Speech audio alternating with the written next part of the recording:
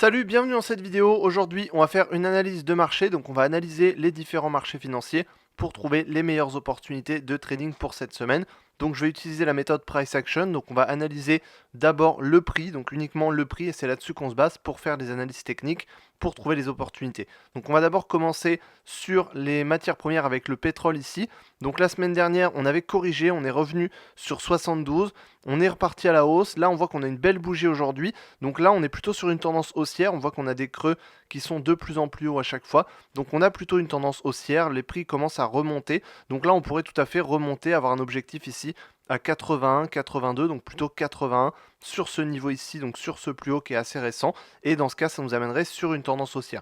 Donc là, on est plutôt haussier sur le pétrole. On a plutôt une belle configuration. On a une tendance haussière. À court terme, à moyen terme, on est plutôt haussier. Donc là, plutôt une tendance haussière. L'objectif ici, ça va être 81 à la hausse. Ensuite, si on regarde sur l'or, alors l'or part fortement à la hausse en ce moment. Sur le court terme, on est très haussier. On voit qu'on a plutôt des bougies haussières les derniers jours. Sur le moyen terme, on est plutôt haussier. On a plutôt des tendances haussières. On avait cassé la résistance ici à 2680. On l'a cassé, on est venu corriger un petit peu. Ça repart à la hausse ensuite. Et puis sur le long terme, on est toujours très haussier. Donc là-dessus, plutôt haussier. L'or, on est toujours très haussier. On a un objectif à 2800 juste ici. Donc là-dessus, on est plutôt très haussier. Il n'y a pas grand-chose de plus à dire. Ça avait stagné un petit peu la semaine dernière. Et là, on part à la hausse avec l'objectif à 2800. Ensuite, si on regarde sur les indices, alors là, c'est un peu plus mitigé. Sur le S&P 500, on a corrigé, on est revenu sur le niveau de résistance qu'on avait cassé ici, donc le niveau à 5770. Donc ce niveau-là, on avait cassé ce niveau-là, donc on avait d'abord rebondi une fois, on a cassé ensuite. Là, on vient rebondir dessus, donc marquer un pullback. Donc possiblement, techniquement, ça indique que ça pourrait continuer à partir à la hausse. Pour l'instant, c'est pas encore le cas. On voit que ça stagne un petit peu. Tant que ça stagne sous les 5880, pour l'instant, on va rester dans un trading de range entre 5770 et 5880. Donc à voir ce que ça va donner par la suite. En tout cas, pour la suite, on est plutôt sur une tendance haussière. On devrait plutôt repartir à la hausse. On a un objectif ici qui peut être à 6000 et ensuite à 6200. Donc là-dessus, on risque plutôt de partir à la hausse. On attend que la tendance haussière se réveille pour pouvoir partir un peu plus à la hausse. Pour l'instant, c'est pas encore le cas. Donc à court et moyen terme, ça risque de stagner un petit peu, mais sur le long terme, on reste de toute façon très haussier.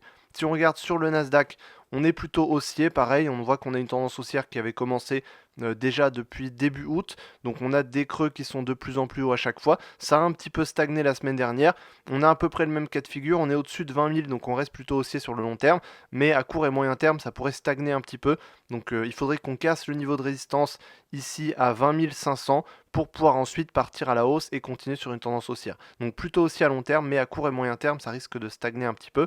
Sur le Dow Jones, on a un peu le même cas de figure. Alors cette fois-ci, on a cassé une tendance haussière ici, donc ça peut nous indiquer possiblement un retournement. Donc là-dessus, ça pourrait stagner jusqu'à ici le niveau de résistance qu'on avait franchi à ce moment-là, donc qui est devenu un niveau de support, le niveau des 41 600. Donc on pourrait stagner un petit peu sur ce niveau, revenir sur ce niveau peut-être, pour ensuite repartir à la hausse. Sur le très long terme et long terme, on est toujours haussier. Sur le moyen terme et court terme, sur le Dow Jones, on va être plutôt mitigé, on va être plutôt baissier à court terme, à moyen terme plutôt stagnant et à long terme plutôt haussier. Donc à voir ce que ça va donner les prochaines semaines. Mais sur cet indice, on pourrait corriger un petit peu plus. Ensuite, si on regarde sur le CAC 40, alors sur le CAC 40, on voit que pareil, c'est plutôt mitigé, on est stagnant. Ça reste stagnant entre ici 7550 et 7650 à peu près. On voit qu'on reste stagnant, on n'a pas eu de tendance vraiment. Sur le très long terme, on est plutôt haussier, mais ici, sur le moyen terme et le court terme, on est clairement stagnant ici. La semaine dernière, ça a stagné, la semaine d'avant, ça a stagné encore. Donc là, on est clairement sur un trading de range. Donc là, on est plutôt sur le milieu, voire le haut du range. Donc à voir ce que ça va donner, il faudrait qu'on vienne rechercher le haut du range pour ensuite repartir à la baisse et ça peut continuer à stagner comme ça. Bien sûr, si on casse les 7600 à la hausse, dans ce cas, on pourrait partir sur une hausse jusque 7800. Et si on casse les 7400 à la baisse, dans ce cas, on pourrait partir sur 7100 à la baisse. Donc un objectif plutôt baissier. Donc à voir ce que ça va donner. Ça, c'est les cas de figure où on sort du range, mais pour l'instant, on est toujours dans le range, donc on pourrait rester sur une stagnation. Donc c'est pas forcément très intéressant pour l'instant. Si on regarde ensuite sur les crypto-monnaies, alors ça s'est un peu réveillé. Sur le Bitcoin, on voit que la semaine dernière, on est parti à la hausse, ça continue à partir à la hausse. Donc là, on pourrait arriver sur 70 000 dans un premier temps. Et ensuite, le record historique qui serait 74 000 $. Donc ça pourrait être un objectif assez intéressant. On voit qu'on s'y approche petit à petit.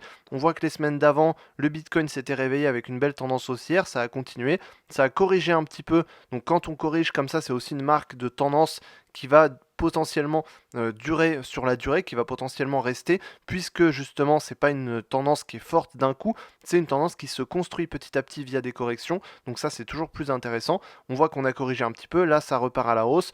On pourrait repartir à la hausse sur 70 000, 72 000, corriger un petit peu et ensuite atteindre les 74 000, le record historique. Et dans ce cas, on partirait sur un nouveau record historique. Et là, ça pourrait être très intéressant. Donc sur le long terme, toujours très haussier. Et sur le moyen et court terme, sur Bitcoin, on reste quand même très haussier.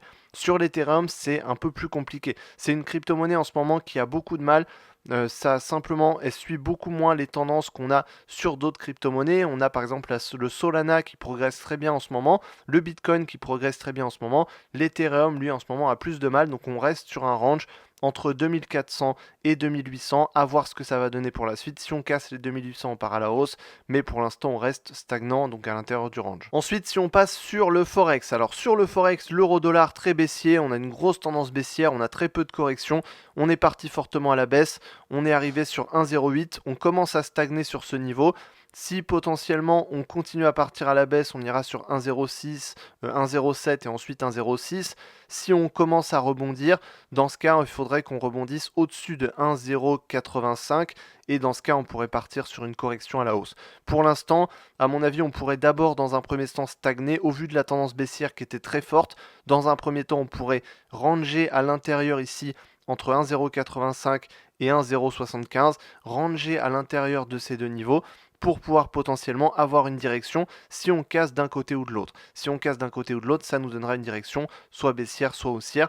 Au vu de la tendance qu'on a eue ici, on pourrait dans un premier temps ranger et à mon avis ensuite repartir à la hausse pour pouvoir corriger le mouvement qu'on a eu ici. Donc dans un premier temps, plutôt partir sur un trading de range. Sur le GBP USD, à mon avis, on peut avoir le même cas de figure. On a eu une tendance baissière très très forte.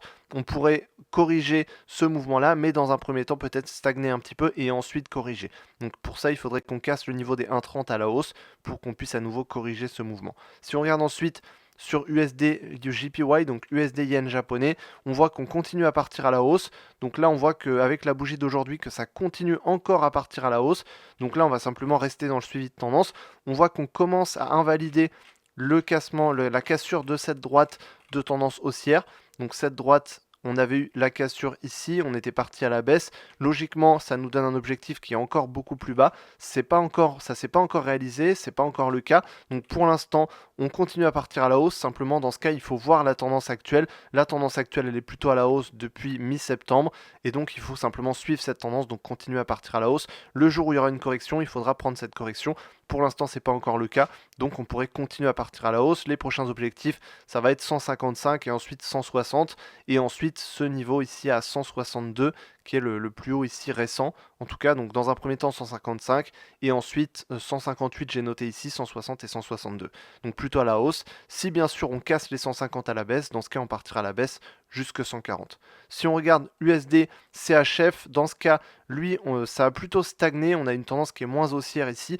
On avait quand même une tendance haussière qui s'était créée ici. On voit que ça a stagné toute la semaine dernière sur ce niveau-là, à 0,865. Ça a stagné sur ce niveau et avec la bougie d'aujourd'hui, ça nous indique plutôt une baisse à venir. On a une bougie rouge qui vient englober les anciennes en plus.